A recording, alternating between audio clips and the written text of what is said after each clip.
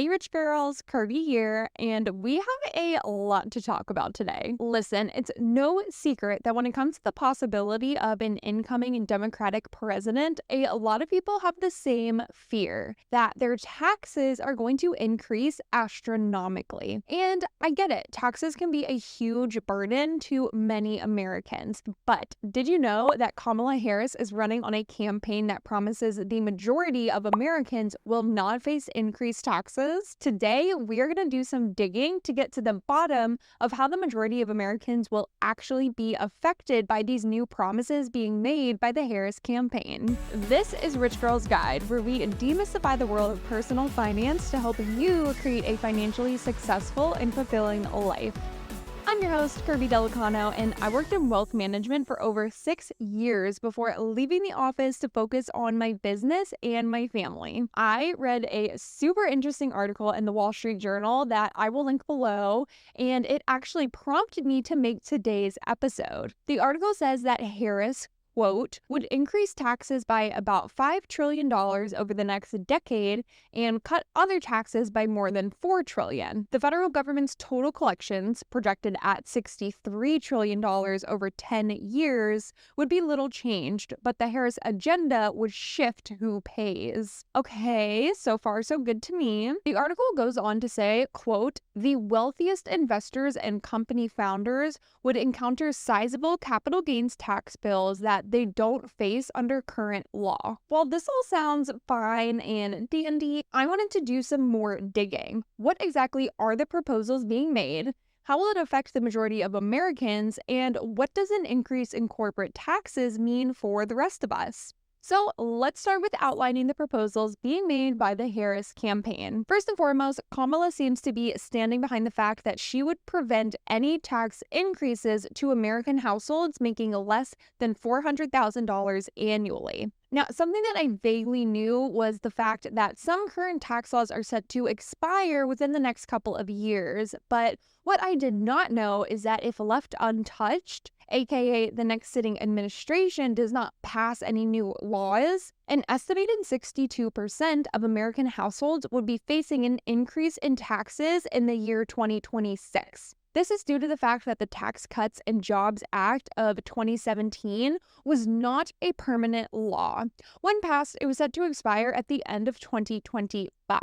Now, I don't think that either the Democrats or the Republicans would be okay with that happening. It certainly would not bode well for public sentiment. This leaves the Harris campaign a bit handcuffed when it comes to making these kinds of promises. They can't hide behind a deadlocked House or Senate because this is going to be something that both parties want to avoid and will be a top-of-list issue that Americans will be paying close attention to in just a few short months. If Harris wants the support of Americans who make under $400,000 annually, then she really is not in a position to be making promises about taxes that she does not intend to keep.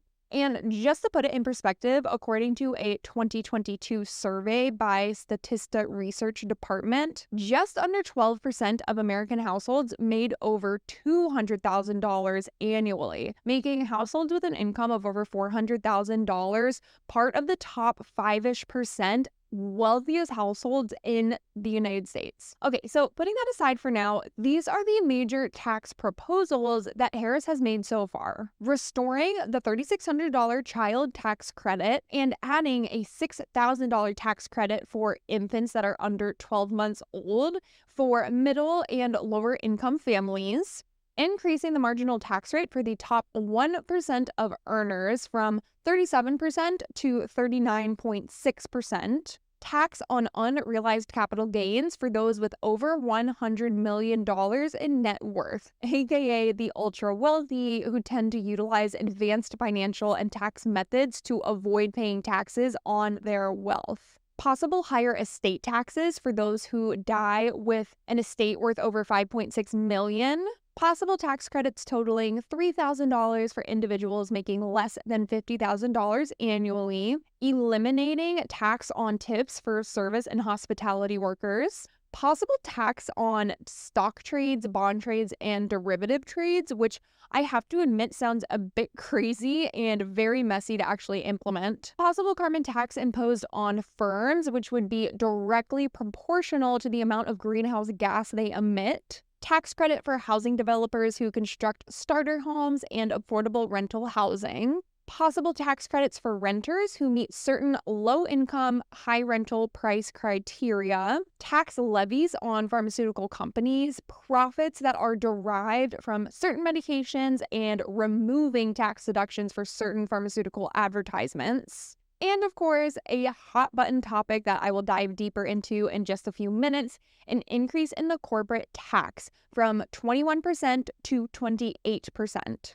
Now, some of these proposals, specifically the possible proposals that I mentioned, have not been specifically mentioned during her campaign as of the end of August, but these are widely speculated to be included in her agenda due to previous 2020 campaign promises and proposals that she made while she was a senator. Due to the fact that Harris has not had a lot of runtime to fully develop each and every aspect of her platform, Biden literally just announced he was dropping out of the race on July 21st. I am hoping that she will soon come out with a fully developed tax agenda that lays out all of the specifics of what she plans to include and perhaps even more importantly, what she does not plan to include. Now, how might these tax changes affect the majority of Americans? Overall, these proposed tax changes would help alleviate the increasing cost of having children, especially for middle and lower income households, put more money in the pockets of individuals who make less than $50,000 and couples who make less than $100,000 annually, which a whopping 62.4% of Americans fall into, according to the same 2022 study I mentioned earlier, while placing more of the tax burden on corporations and higher income earners. The major losers here who would be paying higher taxes are individuals making over $200,000 and couples making over $400,000 annually, aka the top 5% of Americans. Those who die within a state worth over 5.6 million, those with wealth topping 100 million, some pharmaceutical companies, and of course, all American corporations. Which brings us to the question, what does an increase in corporate taxes mean for the rest of us? Okay, so I have to admit, I am not the most well-versed when it comes to macroeconomics. Yes, I do have a bachelor's degree in applied economic management, even though many of the YouTube incels who watch 2 seconds of my shorts conclude that I must have a degree in underwater basket weaving. But I had a focus in financial planning, which was primarily for individuals and families. So this was more focused towards microeconomics. All that to say, the majority of what I'm about to say comes directly from an article posted on taxfoundation.org titled, "Don't Ignore the Long Run When Evaluating Corporate Tax Cuts." Please sound off in the comments if you are well versed in this subject and have something to add to the conversation. This is a subject I personally want to learn more about, and I think anyone that is still listening to this episode would also be interested in.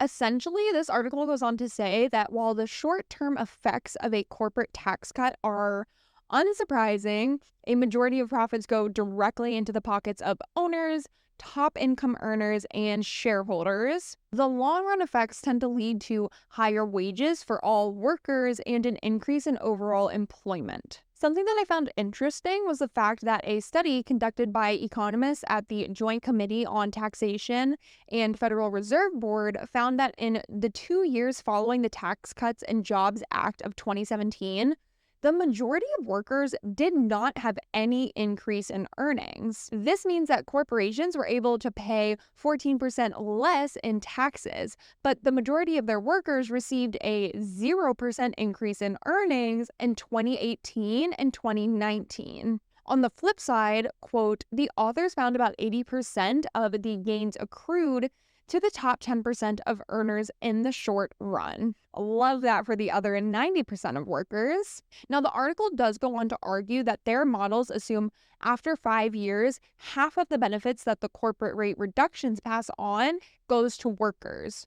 To which I have to ask, are the remaining 50% of benefits still kept at the top level for owners and top earners? At the end of the day, I cannot quantify the monetary benefit that actually pass on to workers when corporations receive a tax rate cut. What I can assume is that this mindset that rate cuts for corporations will lead to higher wages closely follows the principle of trickle-down economics. Make the rich richer, and they will undoubtedly pass along some of that wealth to their lower economic tiers. Undoubtedly, of course. While campaign promises are across the board abundant and free-flowing, few of them actually come to fruition during a presidential term. But because of this expiring Tax Cuts and Jobs Act, I have a feeling that tax changes are going to be one of the few major changes that we will absolutely see changed during this next presidency. Let me know what you think in the comments. Are these tax proposals something you can get behind, or did they sound like something you are trying to avoid? Should I do a deep dive into the specifics of Trump's tax promises? Thank you so much for tuning into today's episode.